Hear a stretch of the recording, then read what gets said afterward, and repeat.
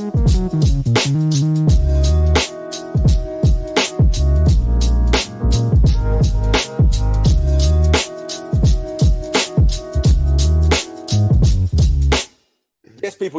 people. Welcome back to the We Talk Football podcast. We're back to Zoom calls. Unfortunately, we can't do the in-person thing while we're in the week and it's busy. But Crazy's got a little message for you.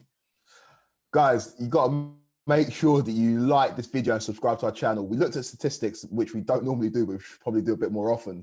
And about 65% of the people who watch our videos aren't subscribed to our channel. So guys, before you do anything and before we continue this video, please make sure you like this video and subscribe to We Talk Football Podcast. We are growing steadily, but we could definitely do with your help. Anyway, Jay, take it away. Yeah, we are growing very steadily. And can we just say we appreciate the support? I think a quarter of our YouTube total views have come in the last 28 days. So that's kind of mad for us. So we're definitely growing and the subscriber count's going up, the view count's going up. So we appreciate the love. But in the meantime, it's time to talk a little bit about Chelsea. Again, another big game for Chelsea. Again, midweek against Porto. What are you thinking, Quakes? So first leg, again, it wasn't the prettiest, but we kind of made it work. We saw the game through. 2 goals at important times, a stunner from Mason Mount and a goal from Ben Chilwell that kind of brought back memories of Fernando Torres in 2012. I think the second leg is going to go the similar way, hopefully. I believe that we're going to see game management come into fruition again. And then I feel like score an early goal and to see it through. So I think we're going to win this game 2-0. And yeah, it's going to be pretty standard. And hopefully by half time we can kind of switch over to the Bayern Munich PSG game, which is going to be an absolute banger.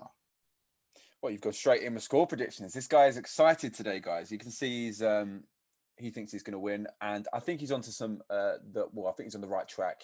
I can see a Chelsea win as well. I think you guys will be come out all guns blazing, look for the early goal, and then look to consolidate the performance. I think last week Porto, as much as they had a few shots that could have gone on the other side of the post on another day, like I've said in the past, Chelsea did control the game for large portions of the game and didn't look, at top gear. They weren't playing amazing, but they did enough to get the job done and won comfortably at 2-0. And they go into a home fixture in Sevilla where they'll be looking to control the tempo, control the game, and put in a typical Tuchel performance. I suppose people want to know what you think your predicted lineup will be. We've got such a deep squad that there could be a lot of change. We haven't got many injuries either. I think that Kovacic could be missing for this game. In goal, Mendy. Back 3, I think Azpilicueta will definitely start. He started all of Tuchel's game, barring the FA Cup games, at the right side of the back 3. So I think Azpilicueta starts there for his leadership. In the heart of defence, I think that's where the biggest question is going to be, because we need to get some minutes under Thiago Silva's belt. And obviously, his showing against West Brom wasn't the best. But again, that could be down to many factors, mostly down to the fact that he was a little bit rusty, having been injured for a good few weeks. So it's either him or Christensen. I'd go over Thiago Silva. And then on the left-hand side, I think it's going to be Rudiger. In the 4 in midfield, I will go with Kante. And if Kovacic is injured, then Kante and Jorginho in the centre of the park. On the left-hand side, I know it's unpopular with a lot of Chelsea fans, but I'd go with Marcus Alonso just because Ben Chilwell has played a lot of games recently, and we've got Man City on the weekend, which I feel like he would be primed for, and we kind of want to save his legs for that kind of game. Marcus Alonso on the left-hand side. On the right-hand side, I'd go with Reece James, but again, that's a toss-up. It could be Reece, it could be Callum, Hudson-Odoi, depending on what Tuchel wants to go with. So I'm going Reece on the right-hand side. And in the front 3, again, this could be so fluid, but I'm going to go with Hakim Ziyech, Mason Mount and Kai Havertz. Kai Havertz obviously had his best game in the Chelsea shirt on the weekend against Crystal Palace. Mason Mount always starts when he's fit. And Hakim Ziyech hasn't been given much of an opportunity, so I feel like he kind of needs a run now, and I feel like this would be a perfect game for him, especially with Porto coming out to play against us. I think there'll be a lot of space for him to operate. So that's my starting 11. Yeah, I think there's a lot of logic there. But the thing with Chelsea is you've got such a big squad that it could be completely wrong. I think looking at the Evening Standard, they've gone with their predicted 11 is it's kind of similar to yours. There's a few changes. They've gone with Mendy in goal, Azpilicueta, Christensen and Rudiger, James, Jorginho, Kante, Chilwell, Mount, Pulisic and Havertz in a 3-4-2-1. And again, as I said, because your squad's so deep, there, it's a lot of there's two options pretty much in every position.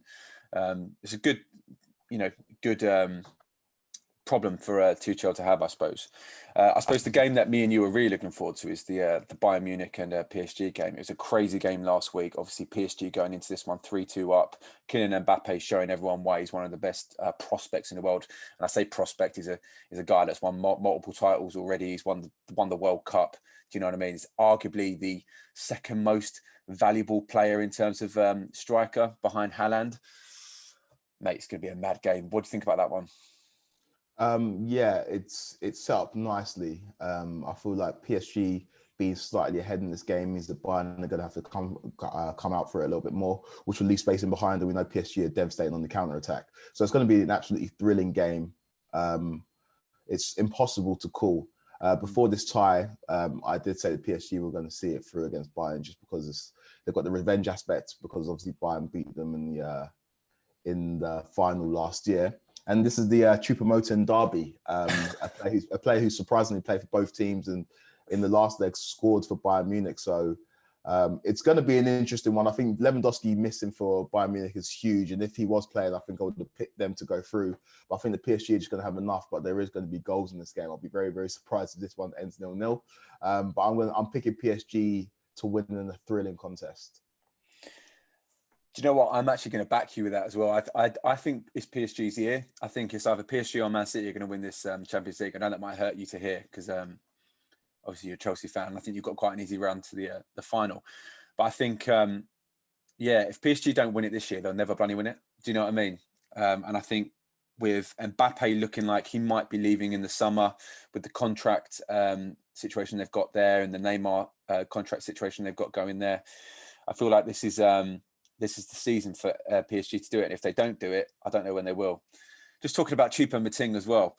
How is that guy playing for one of these teams? Like, I mean, to be fair to him, he's actually killing it. He scored in the first leg. But can you imagine playing for Stoke, getting relegated, and just going to PSG, then going to Bayern Munich? Yeah. It's like there's so many. I suppose it just shows that football's a game of opinions, isn't it? There's the like that Serge Gnabry wasn't good enough for Arsenal or West Brom. He's now balling out like one of the youngest, one of the best wingers in the world for Bayern Munich. Like how does that happen? Do you know what I mean?